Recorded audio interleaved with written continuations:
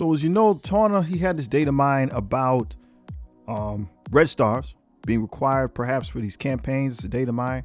There's been some speculation on it. Dorky Dad weighed in and talked about some pros and cons of it.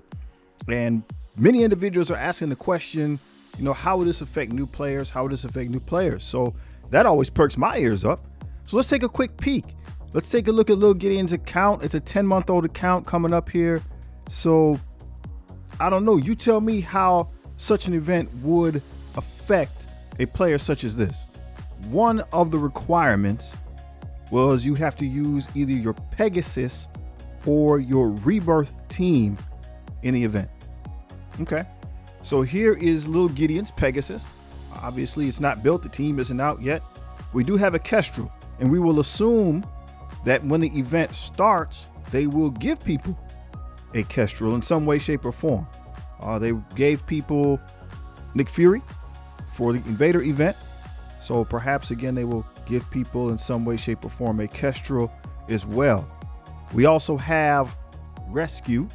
She's available in the Blitz store.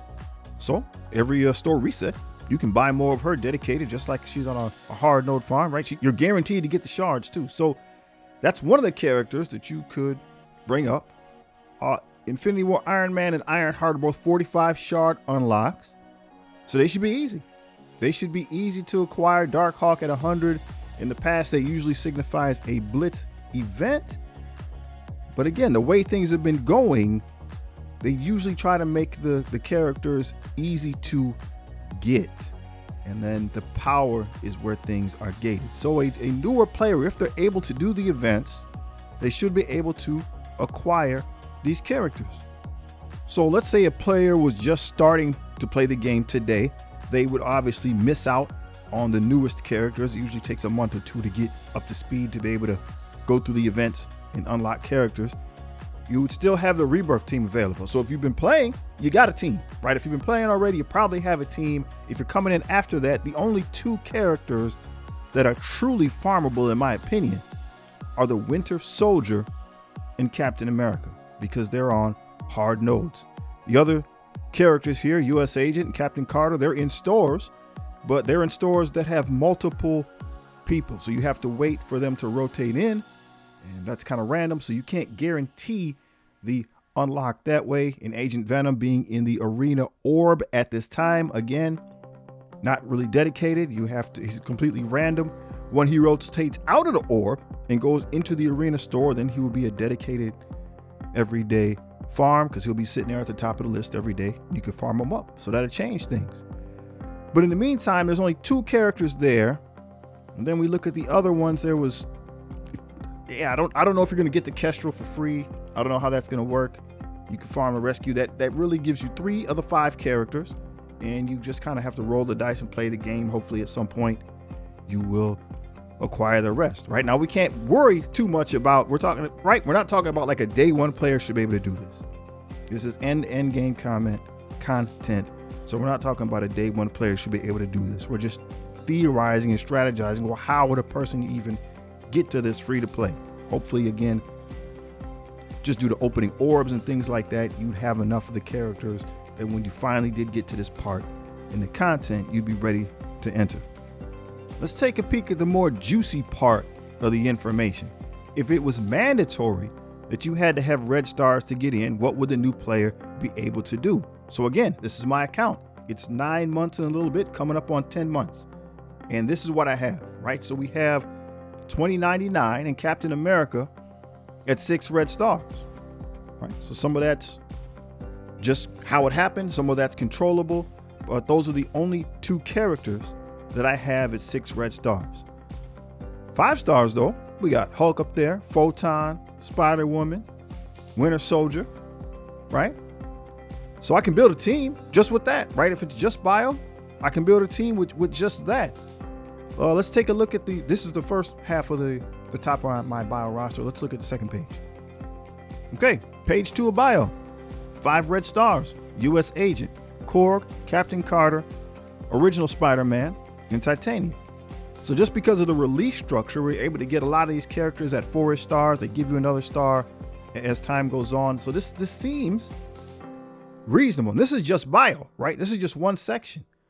So it looks like at the 5-star level, it should be doable. A new player should be able to do it.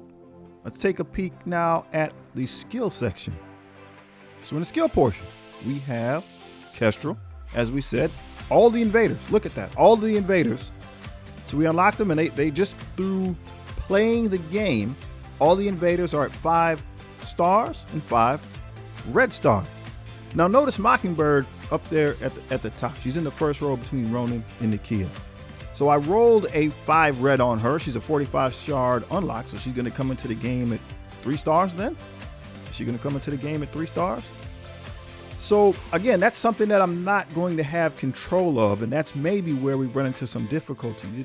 With the newer characters especially, you don't have control always of the pacing, right? That's going to be kind of on Scopely, the pacing of the releases. They've been coming out faster. They've been making sure you get stars. But again, that's kind of more up to them. And again, for the new play, right? If somebody's coming into the game, if it takes them 6 months to get to this point, and if it's wide open like that, if it just says skill or bio, they don't even necessarily have to build for it. Just through natural growth between those two pieces, they should have something that they can use, right? You should have something. You could build 5 characters from those 2 fields, we hope, with something. Let's look at page 2 real quick. Let's look at page 2. So we're starting to get to the bottom of my roster for skill, but still, I have Baron Zemo and I have Gamora, and that's from way back, right? Gamora, she's somebody that over the course of 6 months, just by opening orbs, right? She's maxed out there for stars at least. So again, I think this is something that's reasonable. It's not overly difficult. It's not overly daunting for the new player. Now going up from 5 to 6, that's tough. That's a problem. But at the same time, everything in the game can't be for everyone, right? Everything in the game can't be for everyone. I agree with what Dorky Dad said about end game players, top of the line players, really having content that's made for them, that will challenge them. That's okay. That's okay. And the rest of us, if we're not up that high, we can't get mad about that. Everything isn't made for us, right? If we have a path, if we can go in and do some at maybe that 5-star level, and then we know that it's gated from there on, as long as we can get our rewards, and maybe the big dog rewards are bigger than that. I mean, we can't be too angry about that. Echoing once again Dorky Dad's point, here's my hard mode of the campaign, Nexus. Beat it. Easy with this account. Easy. Did not beat, I can't remember what it is now. All right, had to go look it up. It's Villains Chapter 7 because it requires Aim Hydra in Sinister 6. So haven't even started that, skip past it on into the Nexus, because trying to build those individual characters, right, that doesn't help my account. I can't pivot from what's happening right now to build those characters that aren't going to do anything. So again, I agree with Dorky when he said that they should not do that. They should not do that. If they want to gate the content, maybe this is the proper thing to do, is put it by stars, maybe put it by red stars, maybe put it by gear tier. And that's not a bad thing, right? It's really not. We remember maybe the showcase events. I thought that was the right thing to do. I know people didn't like it, but I thought it was the right thing to do, to have the content gated by the stars or whatnot. And that's where they were getting, the big dogs were able to get their blue ISO 5, and people don't like that. People are upset about that, but it's fine. They'll say with the divide between, the free and the Krakens is grown. Bro, that divide is going to be there, and it's bigger than you think. It's bigger than you think, man. Like, just think about the fact that there's people that push a button in this game and spend $300. Push of a button. You got to spend $3,000, bro. Right? Think about that for a minute. You're not catching up to people that if that's their lifestyle, you're not catching up to that. And there's other people, you could add another 0 onto that. So it's not about will you catch up. You can't catch up to the tip top. That's not going to happen. but they need to have fun too. They need a sandbox to play in. They need to be able to test out the biggest, baddest, and the strongest. So as long as it doesn't gate progression, right? If there's a progression path for the regular player, right? Maybe we need multiple paths. So they're going to have things, they're going to be able to get into areas that you can't. If there's a normal progression path and then maybe there's gated by power or gear tier or something like that, I think that that's fine. The game's been out for 5 going on 6 years now, and there's people in multiple phases of development, and there's numerous play styles. There's no such thing as a one size fits all. There's a lot of different paths that you can take. And I think everybody deserves to be engaged. Everybody deserves to have content that appeals to them. And that's going to mean bracketing things that you just don't get to have everything just cause, right? There should be a normal path that you can take. And then right, this is the intended progression path.